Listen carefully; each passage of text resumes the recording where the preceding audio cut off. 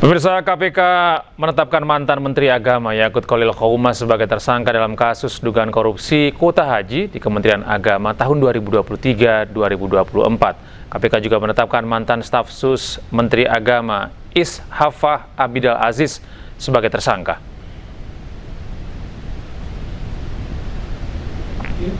KPK telah beberapa kali melakukan pemeriksaan kepada Yakut. Pemeriksaan pertama dilakukan pada Agustus 2025 dalam tahap penyelidikan. Kemudian pada September 2025, Yakut kembali diperiksa dalam tahap penyidikan. Kasus ini bermula dari pemberian kuota haji tambahan dari pemerintah Arab Saudi untuk Indonesia sebanyak 20.000 kuota. Kuota tersebut harusnya dibagikan 92% untuk kuota reguler dan 8% untuk kuota haji khusus. Namun Yakut membagikan 10.000 kuota untuk reguler dan 10.000 kuota untuk haji khusus. KPK menduga kuota khusus tambahan tersebut malah diperjualbelikan. KPK juga menduga adanya aliran uang dari Biro Perjalanan dan Asosiasi Haji kepada pihak Kemenak atas kuota tambahan tersebut. Ya. Dua tersangka, yang pertama saudara YCQ selaku ex-menteri agama, yang kedua saudara IAA selaku staf sus dari menteri agama tersebut. Kalau swasta yang dicegah itu? Saat ini yang sudah ditetapkan sebagai tersangka dua orang tersebut. Ya. Jadi nanti kita masih akan fokus terkait dengan penyidikan untuk dua tersangka ini. Penyidik tentu mempertimbangkan peran-peran aktif yang dilakukan oleh tersangka saudara IAA dalam proses diskresi, kemudian juga bagaimana pendistribusian dari kuota haji tersebut, termasuk juga terkait dengan dugaan aliran uang dari pihak-pihak PIHK atau Biro Travel Haji kepada oknum di Kementerian Agama ini. Dari perbuatan melawan hukum yang bersangkutan ini, maka kemudian penyidik menetapkan tersangka kepada dua orang, yaitu saudara YCQ dan saudara IAA. Penetapan tersangka tentu berdasarkan kecukupan alat bukti. Nah, ini kan penyidikannya juga masih terus berprogres, dan dari kawan-kawan BPK juga full support terhadap penyidikan perkara ini. Jadi tentu ini juga menjadi sinergi yang positif antara KPK dan BPK. Sementara itu, usai ditetapkan sebagai tersangka, kompleks perumahan Yakut di kawasan Condet, Jakarta Timur pada Jumat sore dijaga sejumlah petugas keamanan dan tertutup. Rumah Yakut Khalil yang berada di Mahkota Residence Condet, Jakarta Timur dijaga ketat sejumlah petugas keamanan. Selain penghuni, petugas keamanan melarang siapapun untuk masuk dalam kompleks, termasuk awak media yang hendak meliput. Kediaman Yakut saat ini hanya dihuni oleh anggota keluarga. Terkait keberadaan Yakut, petugas keamanan kompleks mengaku tak mengetahui keberadaan Yakut.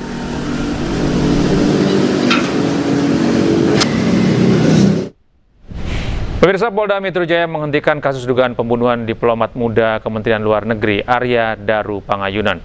Polisi terbuka jika pihak keluarga mempunyai novum atau bukti baru.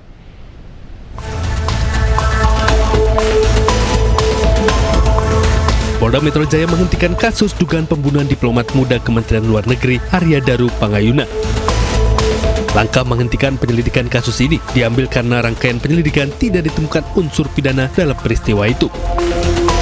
Meski demikian, kepolisian terbuka jika pihak keluarga Arya Daru memiliki novum atau bukti baru. Surat pemberitahuan penghentian penyelidikan atas kasus dugaan pembunuhan diplomat muda Kementerian Luar Negeri Arya Daru Pangayunan dikeluarkan pada Selasa 6 Januari 2026. Surat tersebut ditujukan kepada istri dari Arya Daru Pangayunan.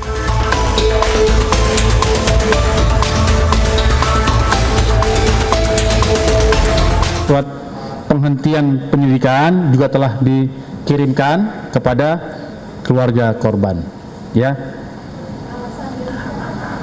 Alasan dilakukan penghentian penyelidikan.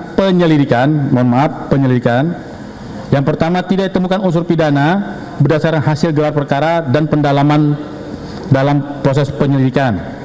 Kemudian, rangkaian lidik, olah tempat kejadian perkara, Pemeriksaan barang bukti serta keterangan saksi telah dianalisa secara menyeluruh dan tidak mengarah ke tindak pidana. Sebelumnya, diplomat muda Kementerian Luar Negeri Arya Daru Pangayunan ditemukan tewas dalam kondisi wajah tertutup plastik dan terlilit lakban di kamar kosnya di kawasan Menteng, Jakarta Pusat pada Selasa 8 Juli 2025. Tim Liputan iNews melaporkan. Sementara itu, kuasa hukum keluarga diplomat Arya Daru Pangayunan Nikolai Aprilindo mempertanyakan keputusan Polda Metro Jaya menghentikan penyelidikan kasus kematian Arya Daru Pangayunan. Menurut Nikolai, jika belum ditemukan unsur pidana, mengapa dihentikan? Penyelidikan itu adalah dikatakan belum ditemukan terjadinya peristiwa pidana. Dengan adanya frasa atau kalimat yang menyatakan belum ditemukan adanya peristiwa pidana, maka secara logika hukum belum itu berarti masih terbuka kemungkinan tentang adanya peristiwa pidana. Namun pertanyaan kami, kalau alasan belum ditemukan adanya peristiwa pidana, lalu kenapa penyelidikan dihentikan? Ini menjadi pertanyaan yang sangat krusial, baik dari tim penasihat hukum, dari keluarga, dan juga dari masyarakat. Pemirsa, hari ini terdakwa dugaan penghasutan demonstrasi Agustus 2025, Laras Faizati menjalani sidang duplik. Tim penasihat hukum Laras menyebut jaksa gagal membuktikan unsur kesalahan atau mens rea. Dalam sidang ini, tim kuasa hukum Laras menyampaikan sejumlah poin penting. Kuasa hukum menilai perbuatan yang dituduhkan kepada terdakwa tidak memenuhi unsur pidana. Unggahan terdakwa di media sosial disebut sebagai bentuk ekspresi, bukan ajakan melakukan kejahatan. Tim penasihat hukum juga menyebut terdakwa dinilai tidak memiliki niat jahat atau mens rea dan meminta majelis hakim untuk membebaskan terdakwa Laras Faizati. Dalam sidang vonis yang akan digelar 15 Januari mendatang atau 4 hari sebelum hari ulang tahunnya, Laras berharap vonis ini berupa menjadi kado untuk kebebasan bagi dirinya. Dan hari ini kita menolak semua replik dari jaksa penuntut umum karena sangat asumtif dan tidak berdasarkan fakta seperti itu. Dan aku rasa sudah sangat mewakili ya pembelaan yang sudah kita susun ya. Laras, sidang vonis kan 15 Januari, Betul banget, 4 hari setelah aku ulang tahun tanggal 19. Semoga hadiah terbaik hadiah terbaiknya adalah kebebasan ya. Doain semuanya, dan bukan cuma kebebasan untuk aku aja, tapi semoga semua kebebasan untuk teman-teman yang menghadapi hal yang sama, yang lagi dikriminalisasikan juga. Pemirsa, 2 tersangka fitnah ijazah palsu Egy Sujana dan Damai Hari Lubis mendatangi kediaman Presiden ke-7 Republik Indonesia Joko Widodo di Solo, Jawa Tengah. Pertemuan tersebut digelar tertutup.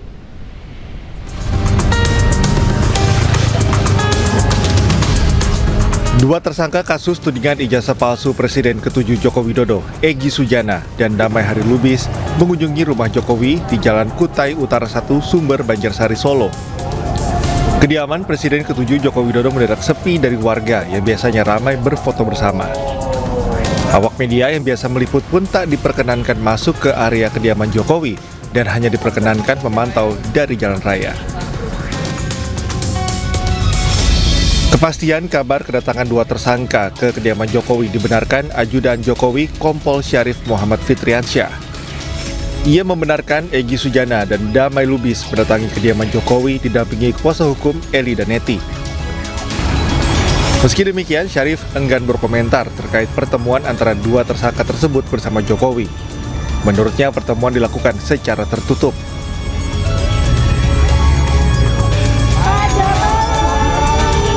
Diketahui sebelumnya 8 orang ditetapkan sebagai tersangka yang terdiri dari Roy Suryo CS dalam kasus tudingan ijazah palsu yang dilaporkan Presiden ke-7 Joko Widodo. Penetapan tersangka dibagi menjadi 2 klaster dan ke-8 tersangka dijerat pasal berlapis Undang-Undang ITE. Dari Solo, Jawa Tengah, Septiantoro, iNews melaporkan.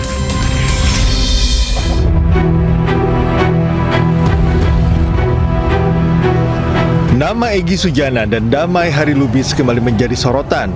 Usai keduanya diketahui menyambangi kediaman Presiden ke-7 Joko Widodo di tengah status keduanya sebagai tersangka kasus tudingan ijazah palsu Jokowi. Egy Sujana dan Damai Harilubis merupakan 2 dari 8 tersangka yang tergabung dalam klaster pertama penyidikan kasus ini. 5 tersangka di klaster pertama yakni Egy Sujana selaku pengacara, serta 4 aktivis yakni Kurnia Trirohyani, Damai Harilubis, Rustam Effendi, dan Muhammad Rizal Fadilah.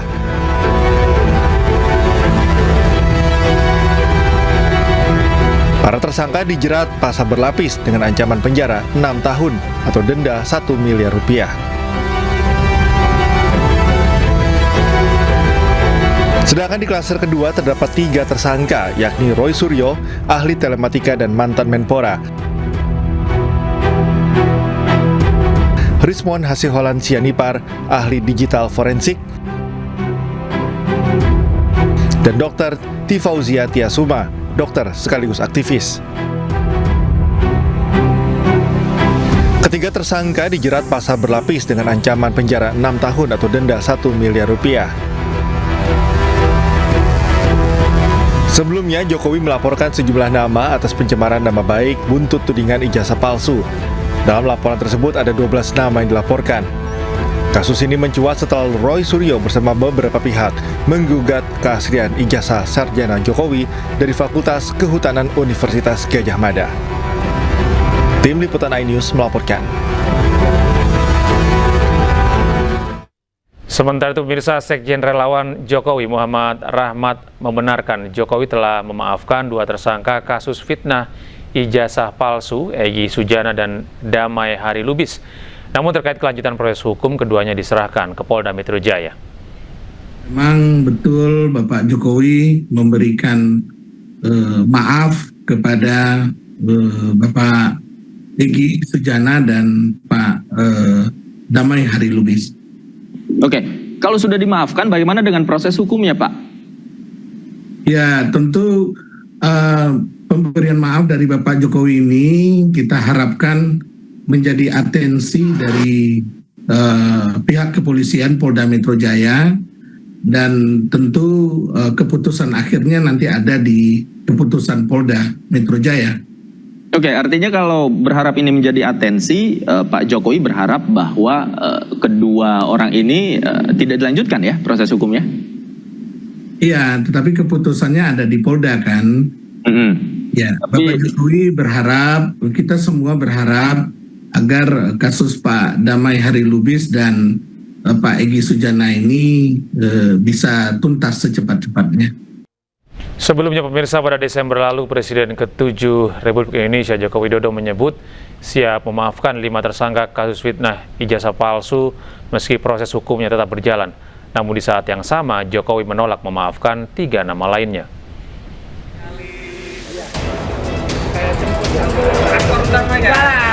Di tengah kasus pencemaran nama baik terkait tudingan ijazah palsu yang menjerat Roy Suryo dan 7 tersangka lain, Presiden ke-7 RI Joko Widodo menyebut akan memaafkan para tersangka kecuali 3 nama. Meski memaafkan, Jokowi menegaskan bahwa proses hukum tetap akan berlanjut. Urusan maaf memaafkan itu urusan pribadi. Urusan hukum ya urusan hukum. Prosesnya biar berjalan apa adanya. Ya. Sementara ketika ditanya terkait 3 nama yang akan ia maafkan, Jokowi enggan mengungkapkan. Kalau dari nama 3 orang itu apakah boleh disebutkan? Tidak, dikecualikan untuk dimaafkan itu tadi. Tidak, siapa pada yang ketiga itu tadi. Meskipun ya nanti. Sebelumnya pada 7 November lalu, Polda Metro Jaya menetapkan 8 tersangka dalam perkara pencemaran nama baik, fitnah, dan manipulasi data elektronik. Tersangka yang dibagi menjadi 2 klaster ini dijerat pasal berlapis Undang-Undang ITE.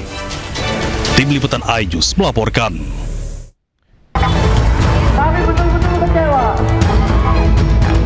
Jangan lupa Ketegangan terjadi saat unjuk rasa ratusan pemuda NU dan Muhammadiyah di depan gedung Kemkom Digi, Gambir, Jakarta Pusat, memprotes materi komika Pandji Pragiwaksono di acara Menstria yang ditayangkan Netflix. Kericuhan terjadi saat polisi memadamkan sejumlah atribut yang dibakar massa di depan pintu gerbang. Meski kericuhan bisa diredam, namun sejumlah pengunjuk rasa yang tak terima sempat terlibat ketegangan dengan petugas. Pengunjuk rasa menilai materi stand up Pandji tidak lagi mengedepankan komedi yang sehat dan edukatif, di mana hal tersebut berpotensi bisa memecah belah bangsa. Selain mendesak Komdigi turun tangan terkait tayangan tersebut, massa juga mendesak Pandji meminta maaf kepada NU dan Muhammadiyah karena kedua ormas tersebut jadi bahan candaan. Bahwa apa yang kita sampaikan pada kesempatan kali ini adalah meminta kepada Pandji Pragiwaksono untuk meminta maaf kepada masyarakat, wabil khusus kepada NU dan Muhammadiyah, karena ormas terbesar di Republik ini sudah dijadikan candaan dan tawaan dan dijadikan bahan materi di materi stand up comedy dalam Menstria. Ini tidak hanya itu. Kemudian yang kedua, kita meminta juga kepada pihak Netflix yang dalam hal ini menayangkan supaya untuk menghapus video Pandji yang memang narasinya itu mengandung unsur penggiringan opini untuk memecah belah bangsa. Aliansi Muda NU dan Pemuda Muhammadiyah juga meminta pihak kepolisian segera melakukan pemanggilan kepada Pandji mengingat adanya dugaan pelecehan dan penghinaan dalam tayangan tersebut. Dari Jakarta, Rani Sanjaya, iNews melaporkan. Pemirsa, Ormas Islam Nahdlatul Ulama dan Muhammadiyah menegaskan pelapor Pandji tidak terafiliasi dengan kedua ormas Islam tersebut. Laporan terhadap Pandji Pragiwaksono dilakukan oleh pihak yang mencatut nama NU dan Muhammadiyah.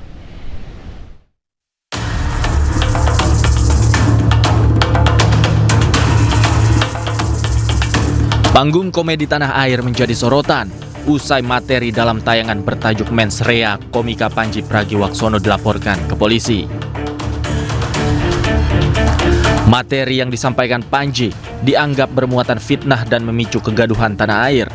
Akibatnya, kelompok yang mengatasnamakan sebagai Angkatan Muda Nahdlatul Ulama dan Aliansi Muda Muhammadiyah melaporkan Pandji ke polisi.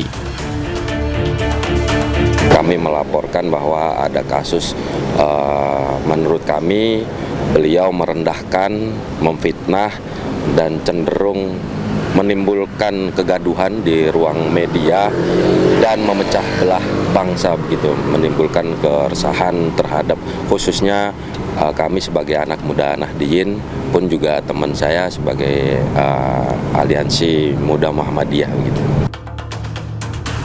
Belakangan diketahui bahwa pelapor Pandji tidak terafiliasi oleh organisasi Nahdlatul Ulama dan Muhammadiyah. Melalui unggahan di media sosial, Majelis Pembinaan Kader dan Sumber Daya Insani PP Muhammadiyah menyebut tindakan atas nama Aliansi Muda Muhammadiyah bukanlah sikap resmi PP Muhammadiyah. Bantahan juga disampaikan oleh Ketua PBNU Ulil Absar Abdallah melalui kanal resmi NU Online. Ulil menyebut organisasi pelapor Pandji Pragiwaksono bukan bagian dari PBNU.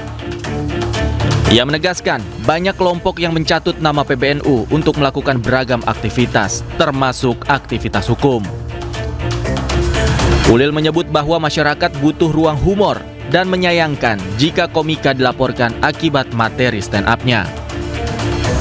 Pertunjukan stand up komedi Menstria Pandji Pragiwaksono viral di media sosial usai tayang di sebuah platform layanan streaming berbasis langganan. Sebelumnya, Menstria sudah lebih dulu hadir dalam tur 10 kota di Indonesia sepanjang tahun 2025. Tim Liputan iNews melaporkan. Pemirsa, Ketua PBNU Rumadi Ahmad memastikan tidak mengenal kelompok Angkatan Muda Nahdlatul Ulama yang melaporkan komika Pandji Pragiwaksono. Sedangkan menurut pakar hukum pidana Abdul Fikar Hajar, KUHP yang baru tidak bisa berlaku ke belakang sehingga pertunjukan Menstria yang digelar Pandji pada periode April hingga Agustus 2025 tidak bisa dijerat dengan KUHP baru. Berikut cuplikannya dalam dialog bersama rekan kami Diandra. Dari NU sendiri bagaimana Pak tanggapannya?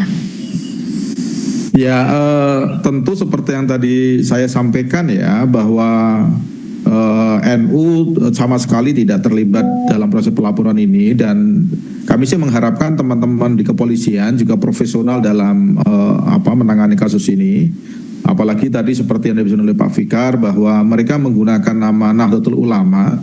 Nah, perlu dipahami bahwa Nahdlatul Ulama itu adalah sebuah organisasi yang di dalamnya ada aturan-aturan, ada ketentuan-ketentuan organisasi yang harus ditaati. Nanti tinggal polisi saya kira harus melihat apakah teman-teman yang mengatakan Angkatan Muda Nahdlatul Ulama itu legal standing-nya seperti apa. Baik, Pak Fikar, komedian seperti Panji apakah layak dipidana karena mengkritisi atau mengeluarkan keresahan-keresahan yang sebetulnya ini memang terjadi di masyarakat gitu, Pak? Iya, seperti yang dikatakan Pak Rumadi itu tadi, komedi ini bagian dari kesenian sebenarnya, kesenian, dan semua kesenian itu adalah ruang ekspresi. Ya, karena kita mengatasnamakan kesenian, artinya di situ ada keindahan. Sebenarnya itu ininya ya. Di ruang kesenian itu ruang yang memang menampilkan keindahan. Nah, keindahan itu bisa diciptakan tidak melulu hanya dari umpamanya kata-kata yang baik, sesuatu yang terlihat mengagumkan dan sebagainya, tetapi juga berkesenian itu, kritik juga bagian dari isi berkesenian itu gitu, atau kesenian itu juga bisa menjadi sarana untuk melakukan kritik umpamanya seperti itu, dan itu sah-sah saja gitu kalau menurut saya. Nah, apalagi ruangnya adalah ruang kesenian. Nah, maka kalaupun umpamanya ada orang yang marah, maka perlawanan yang pas adalah melalui kesenian juga. Sementara itu, Polda Metro Jaya menindaklanjuti laporan terhadap komika Panji Pragiwaksono terkait dugaan penghasutan di muka umum dan penistaan agama dalam pertunjukan stand-up komedi bertajuk Mensrea. Polisi akan segera menjadwalkan pemeriksaan terhadap Panji Pragiwaksono.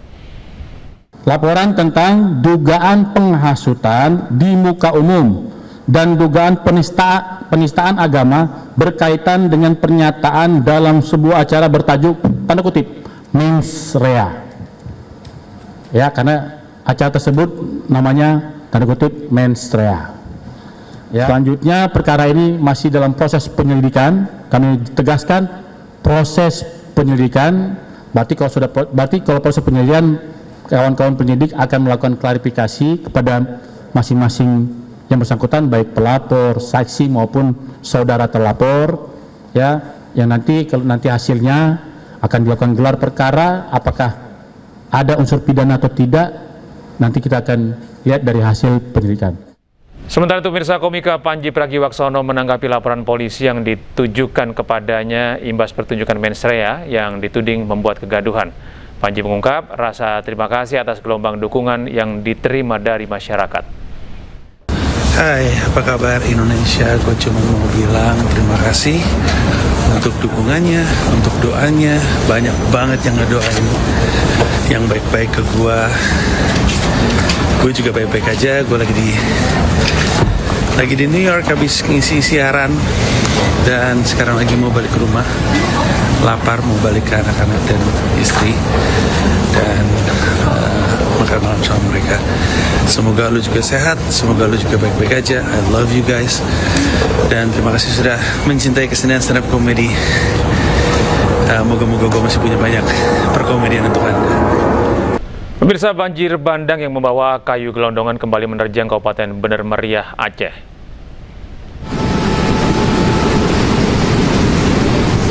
Banjir bandang yang membawa kayu gelondongan terjadi di kawasan aliran Sungai Wih Gile, Kampung Fajar Harapan, Kecamatan Timang Gajah. Material kayu yang terbawa arus banjir itu melintas di perkampungan warga dengan cukup deras yang membuat warga panik dan berhamburan keluar rumah. Menurut Pusat Data dan Informasi Posko Penanganan Bencana Hidrometeorologi Bener Meriah, air yang membawa material kayu tidak sempat meluap karena sungai yang dalam. Hingga saat ini belum ada laporan terkait kerusakan jembatan utama, khususnya di ruas Jalan Nasional Biren Takengon yang melintasi kampung tersebut.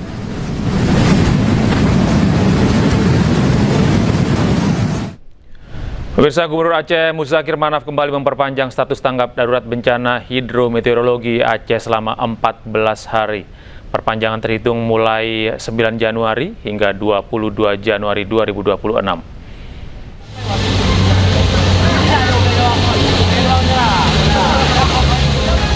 Sejumlah wilayah di Aceh hingga kini masih terdampak bencana hidrometeorologi. Banjir, tanah longsor, dan angin kencang masih mengganggu aktivitas masyarakat di beberapa daerah. Kondisi ini mendorong pemerintah Aceh untuk melanjutkan status tanggap darurat bencana selama 14 hari. Maka saya sebagai Gubernur Aceh dengan ini menetapkan perpanjangan ketiga status tanggap darurat bencana hidrometeorologi Aceh tahun 2026 selama 14 hari ke depan terhitung sejak tanggal 9 sampai dengan 22 Januari 2026. Pemerintah Aceh juga mengimbau masyarakat tetap waspada terhadap potensi cuaca ekstrim dan mengikuti arahan petugas. Tim Liputan iNews melaporkan. Pemirsa, Babinsa Desa Karangjadi Koramil 40304 Ogan Komering Ulu berhasil mengevakuasi warga yang terjebak di dalam mobil akibat terseret arus banjir di Kecamatan Belitang 3, Kabupaten Oku Timur. Mau mengevakuasi mobil, di dalamnya masih ada orang-orang. Cuma mau mengevakuasinya kalau nggak ada tabang, takut korbannya malah. Dengan sigap Sertu Iwan Gunarto berusaha evakuasi masyarakat yang terjebak di dalam mobil yang terseret arus banjir di Desa Karangjadi. Sertu Iwan Gunarto tidak sendiri dalam proses evakuasi yang penuh kewaspadaan mengingat derasnya arus banjir. Ia dibantu Babin Kamtipnas Desa Karangjadi Aibda Dwi Kurniawan dari Polsek Belitang 3 Polres Oku Timur serta masyarakat sekitar. Berkat kerjasama yang solid, seluruh warga berhasil dievakuasi dengan selamat. Bencana ini disebabkan intensitas hujan yang tinggi sehingga mengakibatkan meluapnya air di sejumlah kawasan permukiman dan jalur transportasi warga. Selain upaya evakuasi, Kodim 0403 Oku juga melaksanakan kegiatan kemanusiaan berupa pembagian sembako kepada masyarakat terdampak banjir di beberapa wilayah titik wilayah Kabupaten Oku Timur sebagai bentuk kepedulian dan dukungan kepada warga. Tim Liputan iNews melaporkan. Pasca bencana banjir bandang, sejumlah wilayah di Kecamatan Batang Toru, Tapanuli Selatan masih terendam banjir.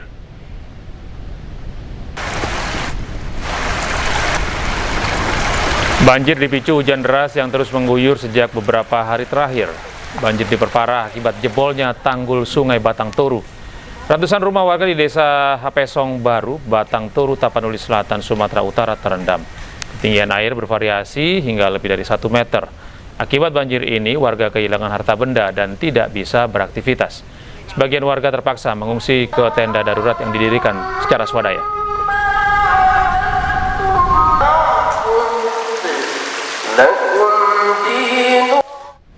Sementara itu di Kalimantan Selatan, banjir selama 2 pekan melumpuhkan akses jalan alternatif penghubung Kabupaten Banjar dan Kota Banjarbaru. Banjir juga merendam rumah-rumah warga hingga membuat aktivitas warga lumpuh total. Inilah kondisi jalan di Martapura Timur, Kabupaten Banjar, Kalimantan Selatan yang sudah 2 pekan terendam banjir dengan ketinggian mencapai 1 meter. Akses jalan penghubung Kabupaten Banjar dengan Kota Banjarbaru tidak dapat dilalui roda 2 maupun roda 4. Warga terpaksa bertahan dengan berusaha menyusun meja-meja untuk dijadikan tempat tidur.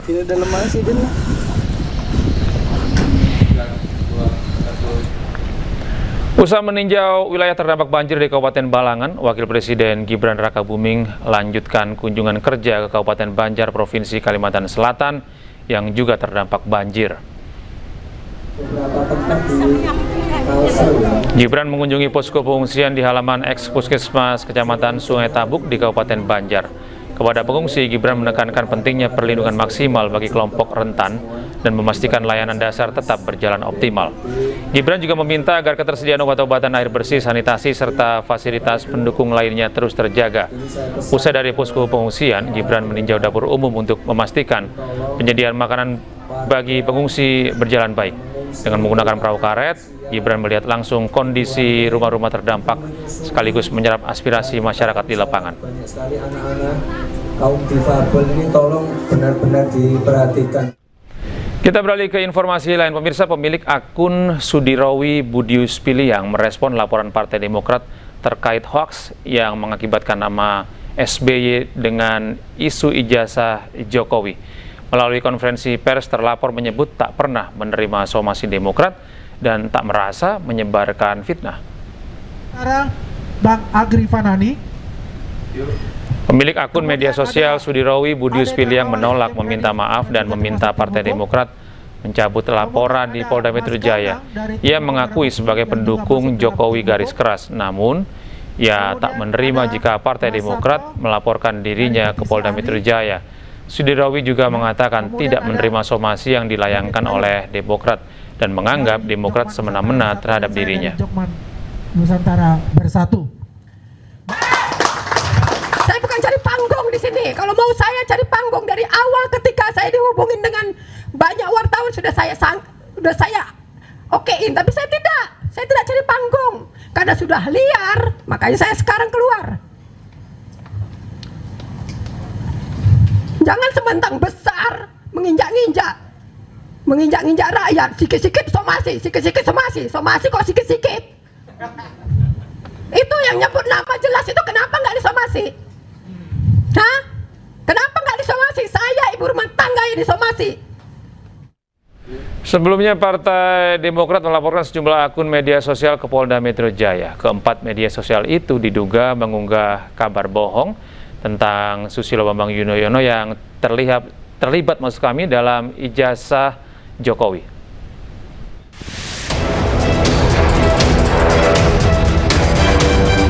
Partai Demokrat melaporkan 4 akun media sosial ke Polda Metro Jaya. Laporan tersebut terkait tudingan terhadap Presiden ke-6 RI Susilo Bambang Yudhoyono terlibat dalam isu ijazah palsu Presiden ke-7 RI Joko Widodo. Terkait hal itu, Kabid Humas Polda Metro Jaya, Kombes Pol Budi Hermanto, membenarkan bahwa seorang pengacara berinisial M yang melaporkan 4 media sosial yang diduga menyebarkan berita bohong.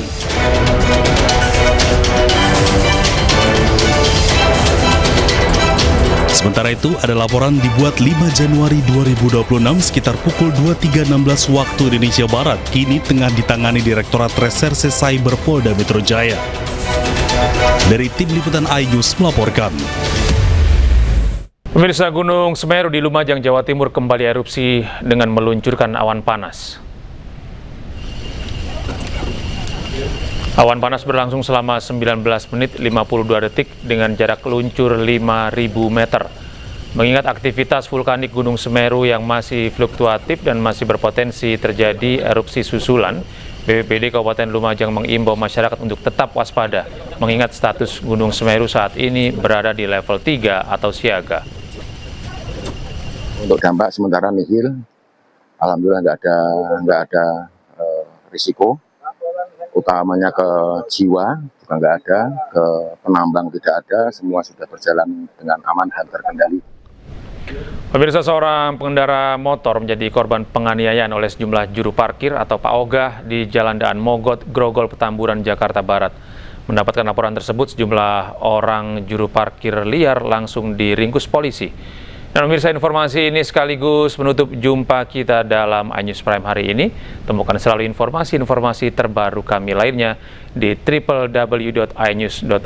Cuplikan tayangan berita iNews juga dapat Anda saksikan di kanal YouTube @official iNews. Mewakili kerabat kerja yang bertugas, saya Gede Satria pamit undur diri. Terima kasih atas kebersamaan Anda. Tetap sehat, tetap semangat, selamat beristirahat, dan sampai jumpa.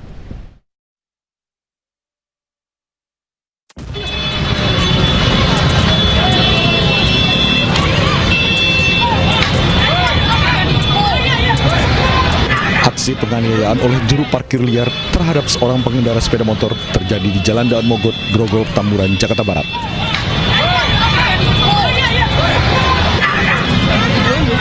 Korban yang berusaha berlari menghindar ditarik dan dianiaya.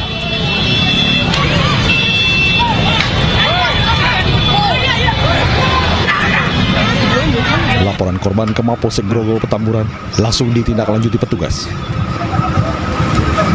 Tak butuh waktu lama, 3 orang pelaku pengeroyokan langsung ditangkap dan digelandang ke Mapolsek Grogol Petamburan. Menurut polisi, pengeroyokan bermula saat korban tengah merekam aktivitas pelaku yang tengah cekcok dengan pengendara motor lain. Tak terima direkam, sejumlah Pak Ogah langsung mengejar dan mengeroyok korban. Pengendara sepeda motor itu memvideo sejumlah Ogah yang melakukan kesalahpahaman dengan pengendara tersebut. Berapa orang yang berhasil kami amankan jumlah 3 orang.